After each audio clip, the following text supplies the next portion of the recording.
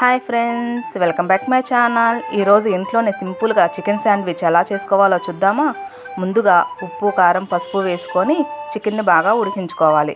ఇలా ఉడికించుకున్న చికెన్ని చిన్న చిన్న పీసెస్గా కట్ చేసి పక్కన పెట్టుకోవాలి. దీంట్లో చిన్న చిన్న బోన్స్ ఏమన్నా ఉంటే తీసేసుకోవాలి. ఇలా కట్ చేసి పెట్టుకున్న చికెన్ని స్టవ్ మీద బాండి పెట్టి కొంచెమే ఆయిల్ వేసుకొని వేయించుకోవాలి. దీంట్లో కొంచెం ధనియాల పొడి, కొంచెం గరం మసాలా యాడ్ చేసుకోవాలి. ఇలా వేగిన చికెన్లోకి సన్నగా కట్ చేసి పెట్టుకున్న పెద్దలపాయని యాడ్ చేసుకోవాలి. దీంట్లోనే కొంచెం మయోనీస్, కొంచెం టమాటా సాస్ యాడ్ చేసుకోవాలి. ఈ మొత్తాన్ని మంచిగా కలుపుకోవాలి.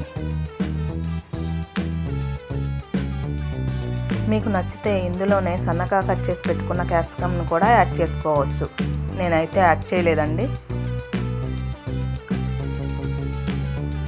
దీంట్లో సన్నగా కట్ చేసి పెట్టుకున్న పచ్చిమిర్చిని యాడ్ చేసుకోవాలి. ఇలా స్టఫ్ రెడీ చేసుకొని పక్కన పెట్టుకోవాలి. బ్రెడ్ తీసుకోవాలి. ఈ బ్రెడ్ని వేయించుకోవడానికి స్టవ్ మీద ప్యాన్ పెట్టి ప్యాన్ కొంచెం హీట్ అయ్యాక బటర్ యాడ్ చేసుకోవాలి. ఇలా బటర్ మెల్ట్ అయ్యాక బ్రెడ్ స్లైసెస్ని తీసుకోవాలి. ఇలా వీడియోలో చూపిస్తున్న విధంగా బ్రెడ్ స్లైసెస్ రెండు వైపులా బటర్ని వేసుకుంటూ లైట్గా వేయించుకోవాలి.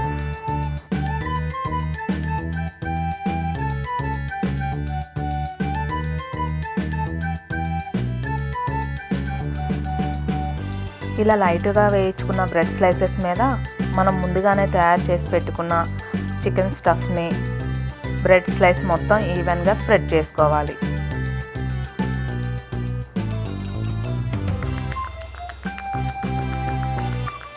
అలాగే ఈ స్టఫ్ మీద చీజ్ స్లైసెస్ తీసుకోవాలి.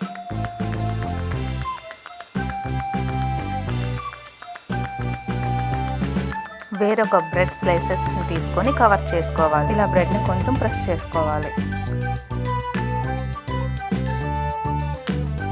అవసరమైతే కొంచెం బటర్ వేసుకుంటూ ఈ శాండ్విచ్ని రెండు వైపులా మంచి కలర్ వచ్చేదాకా వేయించేసుకోవటమే.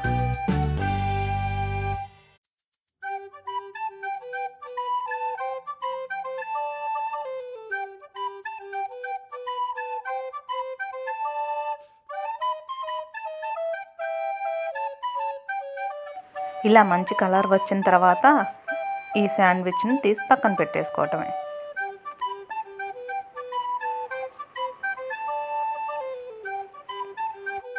ఈ శాండ్విచ్ని సగానికి కట్ చేసుకోవాలి.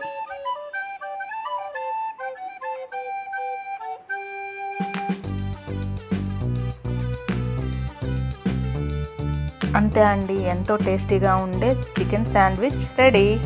మనం ఇంట్లోనే చాలా ఈజీగా తయారు చేసుకోవచ్చు. అంతే అండి. నా వీడియోస్ కనుక మీకు నచ్చితే లైక్ చేయండి, షేర్ చేయండి, సబ్స్క్రైబ్ చేయండి. Bye friends.